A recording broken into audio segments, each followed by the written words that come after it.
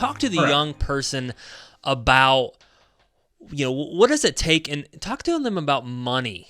And you talked about consumption, and that's all consuming, right? So talk to them about that. Like, what have you seen? Like, talk about Steve, talk about yourself. Like, how do you make it with the money? Well, that's an excellent question. And we live in a time right now. We live in a very unique time, Brett, and I'm seeing this. And I have the luxury to be a little bit older now and have been through market cycles.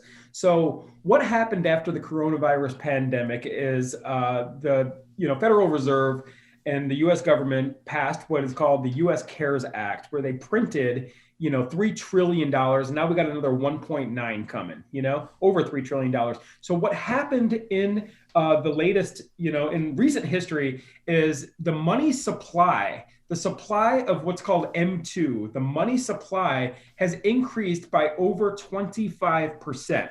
Think about that. Think of the global money supply as being 4 quarters and then taking a whole nother quarter and putting it on the money supply. That's a drastic amount, right? Yeah. Now they're going to take another couple dimes and throw it in there too. So all of this money is being created out of thin air. Everybody's got money right now. Everybody's got money. Stimulus money's coming out. The stock market's exploding. Every cryptocurrency is exploding. Bond yields are now going up.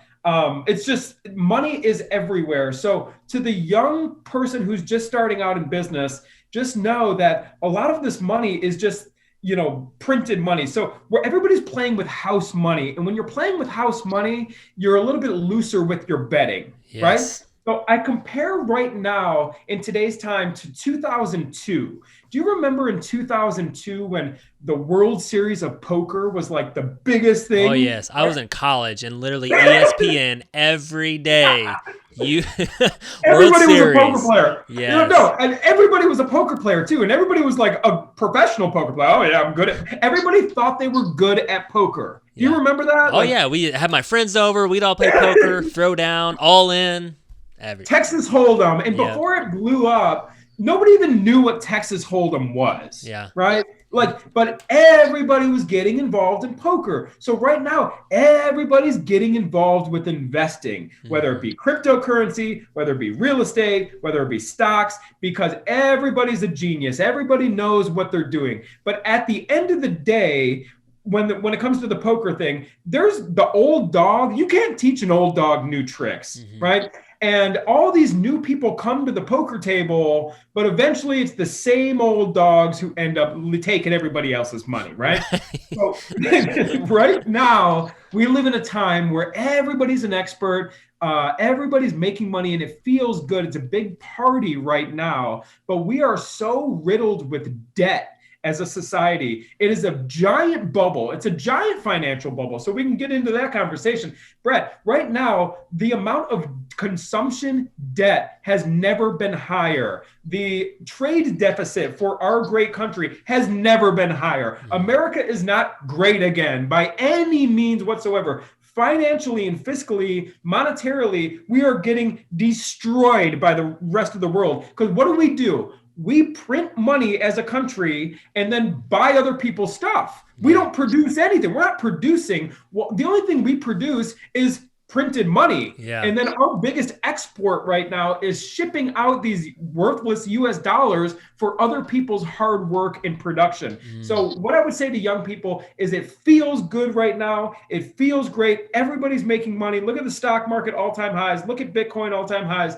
Look at real estate all-time highs. But it is all debt. It is 100% debt because every single dollar that's printed needs to get paid for somehow. There's no free lunch. So every single dollar that gets printed needs to get paid for, and it's going to get paid for on the backs of American workers in the form of taxes. And we're paying it, or our kids are paying it, and it's funny because you're exactly right. Like, I was listening to Gary Vee the other day, and he was talking to a group of entrepreneurs, and he said, if you're not killing it right now as an entrepreneur, you suck.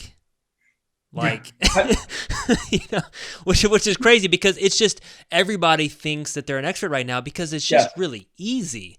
And even in 2020, I mean, the government's sending me money and I'm getting all this money and I'm like, well, thanks. Cool. I guess. Thank you.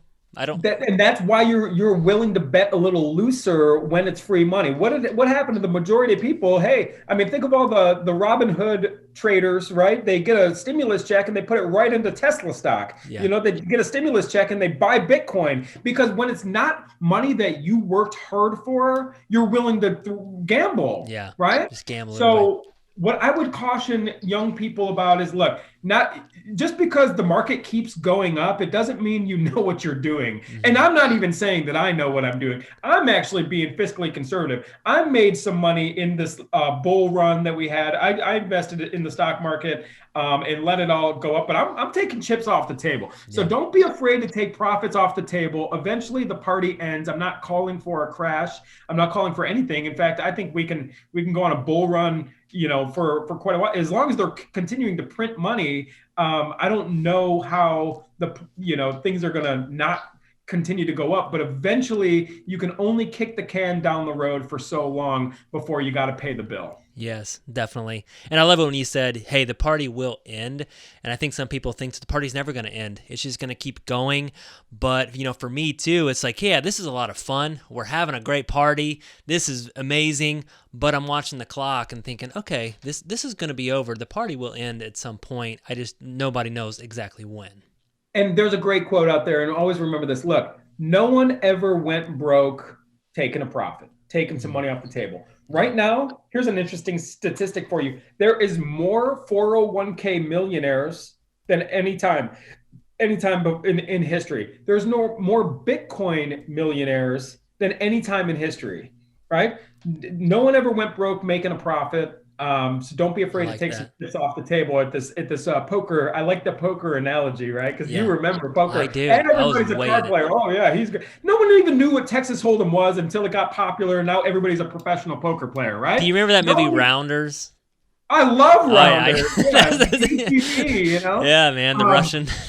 Yeah. So what I would caution everyone is, don't be afraid to take some money off the table.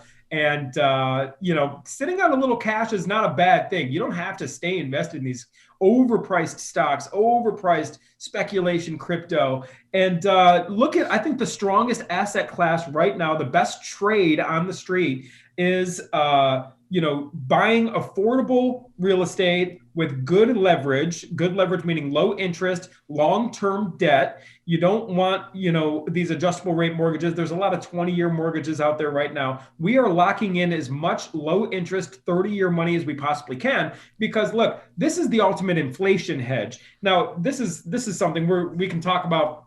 When crypto first came out, Brett, when Bitcoin first came out, it was called a cryptocurrency, right? Yeah. Now the Bitcoin hodlers, and I'm not a fan of Bitcoin for your listeners, only because it's complete speculation, right? Mm-hmm. And the concept of Bitcoin is brilliant, a finite monetary system. That's how it should be. And they got it right as far as the concept. However, it used to be called this cryptocurrency, but now it's been proven it can't be used as a currency. It's very inefficient. It takes more electricity than the entire country of Argentina. It produces more pollution than the entire country of New Zealand just to, keep this network running. Mm-hmm. It can't be used as a currency. So now they're not even calling it a cryptocurrency anymore. The narrative has changed, and now they're calling it a storage of value, because everybody's talking about inflation, because we're talking about printing money like it's going out of style. So everybody has this fear of inflation, and inflation has started. I mean, look at copper prices are reaching new highs. Lumber prices have hit a historic new high. Mm-hmm. I mean, go to the Home Depot, look what a 2x4 costs right now, right?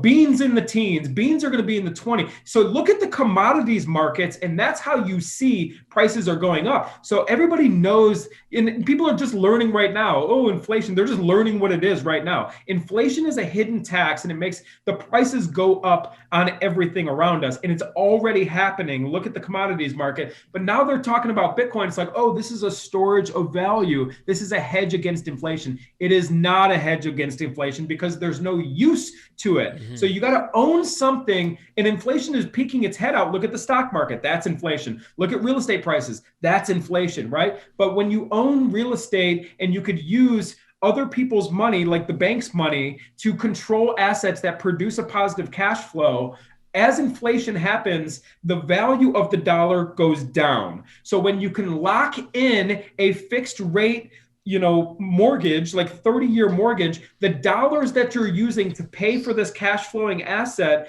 are going down in value, and your payment doesn't change. So if your payment's $500 a month, the $500 that you're paying today is worth more than the $500 that you're paying 15 years from now. Those same dollars are worth less. So it's really like you're paying $350 a month. So I encourage everyone to buy as much affordable cash flowing real estate with low interest long-term debt. That is going to be your best play for the inflation hedge, not Bitcoin. And then stocks are completely overpriced right now. Don't be afraid to take money off the table. If you own Bitcoin, you made a lot of money, or if you own stocks, I would highly consider taking that money out, take those profits and use it towards a down payment for a low interest, long-term mortgage against an asset that produces a positive cash flow. And I'm partial to single family houses because there's the most use out of single family. You could rent it, you could Airbnb it, you can live in it, right? So stay away from real estate that has very few exit strategies, like an ice cream shop or something like that.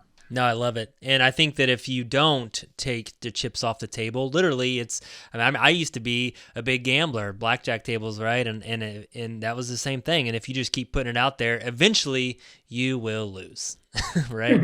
I think that's a truth. Thank you so much for checking out the Brett Snodgrass channel. If you like this video, please slam on that like button. And if you really like it, then subscribe to our channel here.